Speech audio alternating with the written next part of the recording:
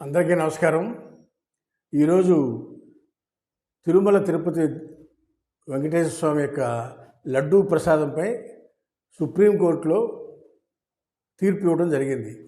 ఈ సుప్రీంకోర్టు తీర్పులో ఆంధ్రప్రదేశ్ ప్రభుత్వాన్ని పూర్తిగా వ్యతిరేకంగా ఈ తీర్పు ఇవ్వడం జరిగింది. ఆంధ్రప్రదేశ్ ప్రభుత్వాన్ని నమ్మలేదు ఒక రకంగా చెప్పాలంటే సుప్రీంకోర్టు. ఎందుకంటే ఆంధ్రప్రదేశ్లో ఉన్న దేవస్థానం తిరుమల తిరుపతి వెంకటేశ్వర స్వామి దేవస్థానం, ఈ దేవస్థానానికి సంబంధించిన కల్తీ నెయ్యి వ్యవహారంలో దేవస్థానం వాళ్ళు ఎన్డీబీ డైరీ దగ్గర రిపోర్ట్ తెచ్చారు. ఈ నెయ్యి సప్లై చేసిన నెయ్యిలో కల్తీ ఉంది, సదరు నెయ్యిని లడ్డూల ప్రసాదానికి వాడారు అని చెప్పి అభియోగాలు వచ్చినాయి. రిపోర్ట్ కూడా వచ్చింది. ఆ రిపోర్ట్ ప్రకారం రాష్ట్ర ప్రభుత్వం సిట్టేసింది. ఈలోపు మాజీ చైర్మన్ అయిన సుబ్బారెడ్డి మరికొంతమంది వ్యక్తులు ఈ రాష్ట్ర ప్రభుత్వం సిట్టు పర్యవేక్షణలో చేస్తాకు వీల్లేదు అని చెప్పి సుప్రీంకోర్టుకు పరిగెత్తారు. తప్పు చేయనాడు సుప్రీంకోర్టుకు పరిగెత్తాల్సిన అవసరమే లేదు, దమ్ము ధైర్యంగా ఎదుర్కోవాలి తప్పు చేయకపోతే. కానీ సుబ్బారెడ్డి సుప్రీంకోర్టుకి వెళ్ళాడు. కోర్టుకు వెళ్ళాడంటే ఏంటి, తప్పు చేసినట్టే కదా మన లెక్కలో. సరే, తప్పు చేశాడా ఒప్పు చేశాడో పని రాష్ట్ర ప్రభుత్వానికి అయితే పూర్తి చెంపపిట్టు అనేది చెప్పక తప్పదు. సుప్రీంకోర్టు నిర్ణయం రాష్ట్ర ప్రభుత్వానికి పూర్తిగా వ్యతిరేకం. సిట్టుని కాదని చెప్పి సుప్రీంకోర్టు సర్వోన్నత న్యాయస్థానం ఇద్దరు జడ్జిలు ఉన్న బెంచి, 2 మెన్ కమిటీ ఉన్న బెంచి, గోవాయ్ అండ్ విశ్వనాథన్ జడ్జెస్గా ఉన్న బెంచి ఈరోజు తీర్పు ఇవ్వడం జరిగింది. ఆ తీర్పు ఏమని ఇచ్చారు? 5 మెన్ కమిటీ, ఒకళ్ళు పాసీ నుంచి, పాసీ అంటే food safety standards authority of India నుంచి ఒక ఎక్స్పర్ట్ పర్సను, 2 సిబిఐ నుంచి 2, మళ్ళా ఆంధ్రప్రదేశ్ పోలీసుల నుంచి 2, మొత్తం 5గురితో ఒక కమిటీ వేసి, ఈ కమిటీ కూడా అండర్ కంట్రోల్ బై సిబిఐ. ఈ కమిటీ కూడా అండర్ కంట్రోల్ బై సిబిఐ.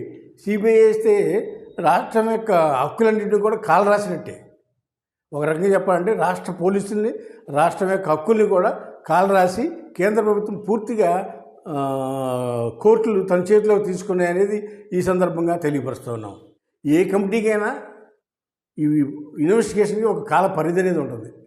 కానీ సుప్రీంకోర్టు విధించిందంటే కాల పరిమితి లేదు.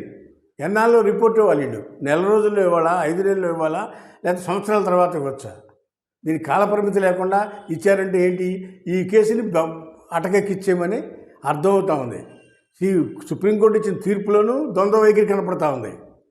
ఇకపోతే దాన్ని కూడా తీసుకెళ్ళి కేంద్ర ప్రభుత్వం చేతిలో పెట్టారు. రాష్ట్రంలో జరిగిన సమస్య రాష్ట్ర సిట్టుతో చేస్తే సరిపోతుంది. కానీ సిట్టుని రాష్ట్రాన్ని నమ్మకుండా సిబిఐకి ఇచ్చి, అలాగే ఇప్పటికే సిబిఐలో దేశంలో ఎన్నో కేసులు పెండింగ్లో ఉన్నాయి. ఆ పెండింగ్ కేసుల్ని సిబిఐ వాళ్ళు పరిష్కరించలేకపోతున్నారు. అది చాలదన్నట్టుగా మళ్ళీ సిబిఐ ఆధ్వర్యంలో ఒక కమిటీ వేసి, ఆ కమిటీలో 2 సిబిఐ మెంబర్లు, 2 ఏపీ పోలీసులు, ఒక ఫుడ్ ఎక్స్పర్టుతో అండర్ కంట్రోల్ బై సిబిఐ. ఇది కమిటీ. మరి దీనికి మళ్ళీ కాల పరిమితి లేదు. ఇది ఎంతవరకు ఉంటుందో, ఏం చేస్తారో, లేదా దీన్ని పెంచి అటకెక్కిచ్చే ఉద్దేశం ఉందో కోర్టుకి. హిందువుల యొక్క మనోభావాలు దెబ్బతినకుండా ఉండాలంటే, మనోభావాలని పరిరక్షించాలనుకుంటే ఇమీడియట్లీ దీనికి ఒక పరిధి అనేది పెట్టాలి. ఒక నెల రోజుల, 2 నెలల ఈ కేసు క్లోజ్ చేయాలి. ఆ విధంగా ఏర్పాటు చేయాలని ప్రజలందరూ కూడా ముక్తకంఠంతో కోరుకుంటున్నారనేది ఈ సందర్భంగా తెలియపరుస్తున్నాం. హాయ్ ఫ్రెండ్స్, మా ఫ్యూచర్ టుడే ఛానల్ చూస్తున్నందుకు చాలా థ్యాంక్స్. మరిన్ని లేటెస్ట్ వీడియోస్ కోసం వెంటనే సబ్స్క్రైబ్ చేయండి. అలాగే ఈ బెల్ ని కూడా రింగ్ చేసేయండి. మా లేటెస్ట్ వీడియోస్ నోటిఫికేషన్స్ అన్నీ మీ మొబైల్లో వస్తాయి. మా వీడియోస్ మీకు నచ్చితే లైక్ చేయండి, షేర్ చేయండి, నచ్చకపోతే కామెంట్ చేయండి.